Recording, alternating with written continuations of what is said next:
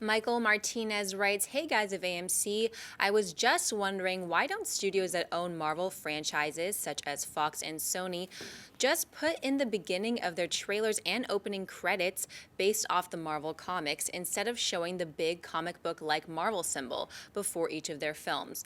Wouldn't that help audiences not to confuse the different Marvel-owned properties?"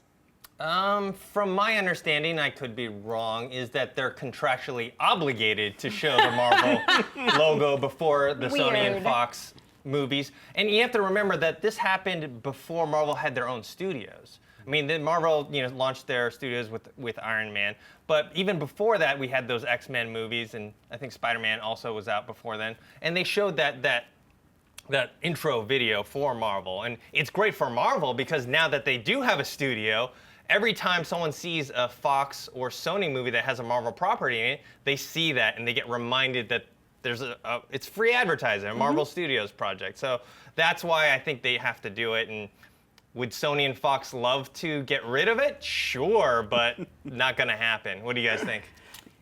Yeah, I agree. There's no way it's ever gonna go anywhere. I mean, that's Marvel's, Marvel originated the property, and even though the other studios paid a ton of money to be able to create new stuff with it, it's still originally theirs. So no matter what, Marvel is always going to keep its stamp on it to make sure people remember, like, all right, they did this new thing, but we created it. So yeah, I don't think that's going anywhere. Chrisley?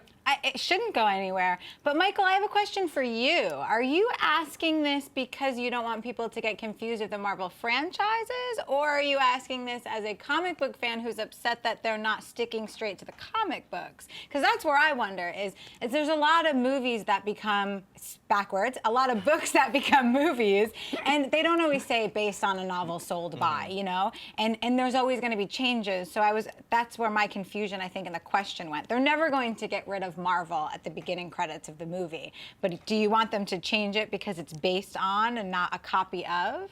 That's my guess is I think he's just confused when he goes to the theater and then the Marvel intro comes up and then he starts to think, is this a Marvel owned property, studio property? Yeah. And then he's like, oh wait, Fox or Sony has done this. So I think that's where he's confused. Or do you mean maybe having a different Marvel intro for each studio, like that one that we're used to seeing used at the beginning of Marvel movies, and then do a different version for Fox, and then a different version for Sony? That I could see. I think could that's see them what doing he's saying, that. but Yeah. I think Marvel would rather just have their regular. Their own. Yeah, it's branding. Cha-ching. It's branding. Yeah.